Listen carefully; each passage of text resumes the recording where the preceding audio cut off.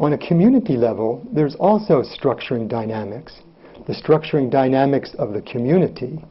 And these Maharshi STHAPATYA Veda community structuring dynamics nourish the behavior of all of the inhabitants of a city. And here we're considering things like the layout of the city, the placement of the different buildings in the city, the orientation of the roads. Just like Dr. Hagelin mentioned, that on an individual level, the brain coherence, the effect on the individual brain is affected by living in a Maharshi STHAPATYA Vedic building. And this coherence, it has a meaning. It's not just an abstract scientific measurement. Brain coherence equates with attunement with natural law. And attunement with natural law equates with supportive nature. And supportive nature brings harmony and happiness and prosperity into our individual lives. On a collective level, when we have community coherence brought about by the application of Maharshi STHAPATYA Veda to the community, the supportive nature comes for the whole community. And this brings fulfillment to community ideals. This reduces the effect of negativity in the community and brings about the positive influence of prosperity and happiness. So we've been thinking about an individual fruit tree offering fruit to an individual family or inhabitant. Now let's look a little bit at a forest of fruit trees, bringing the fruits to an entire community. The principles that have been mentioned that are important in this consideration of community development, the principles are expressed in STHAPATYA Veda with the phrase, as in the microcosm, so in the macrocosm. As in the individual domain, so in the collective domain. And the Vedic expression from the STHAPATYA Vedic text is yatha pinde tata brahmande. Yatha pinde tata brahmande. It means that as in the point value, is in the localized value, so in the greater expanded cosmic value. Another expression is yatha tatra, tatan yatra. It means as it is here, so it is there also. As it is in the individual or the localized value, so in the community value. The second principle that's extremely important in the application of Maharshi STHAPATYA Veda to communities is that the whole is more than the sum of the parts. That the wholeness and happiness and fullness and coherence that we have for an individual living in an individual home is greatly expanded on the community level. Fullness becomes a greater value of fullness.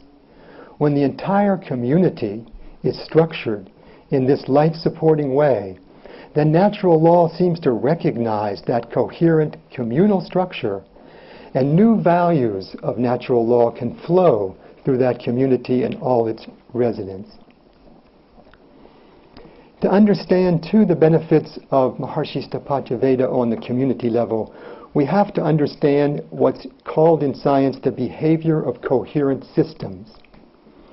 That systems, when they become coherent, and by systems we mean in this case a housing community or a city, when it becomes coherent according to the principles of applied STHAPATYA Veda, then the quality of life changes in that coherent system. Dr. Hagelin talked about brain coherence. If we have the system of the brain and we have only a few of the neurons functioning coherently together, then the output of that brain is very weak. We find the person is dull, uncreative, etc. But when the entire brain, when all of the billions of neurons come together and begin to function coherently together, then that same individual we experience as creative, dynamic, successful. So here we have an example of a coherent system affecting behavior.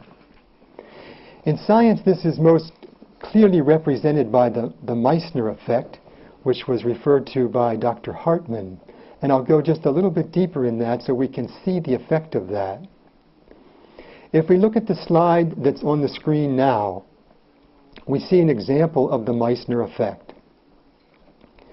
On the left side, we see a coherent system. We see a system where the coherence has been generated, in this case, in a superconductor of a very low temperature, which has allowed perfect order in the system.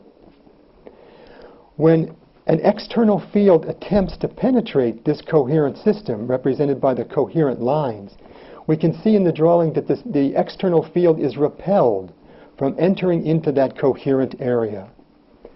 This is an example of how a coherent system excludes external influences. And we use this very, very much in a Maharishi Sthapatya Vedic city. We want to create a city where the coherence is so perfect that all the external influences are eliminated. They can't enter the city. They can't enter the minds and the hearts of the people in that city. If we look at the next slide, we see an example, a picture of that city. And we see a kind of surrounding protection around that city, which is an abstract force represented by the coherence of the residents of that city based upon their living in coherent and life-supporting homes. This is extremely practical in a city because negative influences which deeply affect city life these days, things such as crime, fear, terrorism, riots, any kind of the activities of men that are negative or destructive, these can be completely eliminated in a city if the coherence of that city is great enough. And also quite surprising to many people is the incoherent and destructive forces of nature itself, such as hurricanes or earthquakes, etc. These are natural manifestations of the destructive force or incoherence. And these are also eliminated from a city that's built according to Maharishi Sthapatya Veda. And in this day and age when many, many of these disasters are being experienced around the world, Dr. Hartman has told us now that if the city is built according to these principles, these negative influences can be avoided. We've seen the change that can occur in a city. Dr. Hartman showed us some slides of the major cities of the world, such as Paris and London and New York. We've seen how the actual design of the city itself is completely incoherent. The roads, the layout of the city itself forces the buildings to be built with improper orientation, with improper entrances. And we saw how, with the approach of Maharishi Sthapatya Veda, this can be remedied by starting at the outside of the city and beginning to reconstruct the city by placing the buildings, placing the water bodies, placing the roads with certain orientations and positions that allow that city to begin to create this influence. And then we can build towards the center of our previous cities and continue this construction according to natural law. Another example, if we can look at the slide now, here's an example of a community which has been designed according to Maharishi Sthapatya Veda. We see the beautiful symmetry of the community, where the whole community is oriented and facing towards the east, where the eastern entrance to the city allows an auspicious entrance to the entire city, apart from the individual entrances into the individual homes.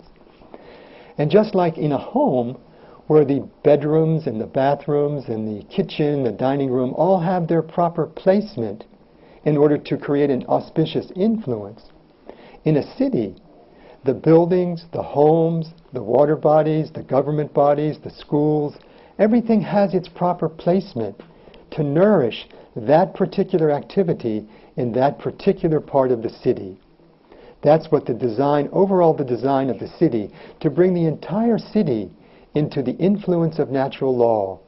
And you can see on this picture how beautiful gardens protect each home and nourish each home with that life-supporting influence. And a surrounding border of trees also helps to protect the city.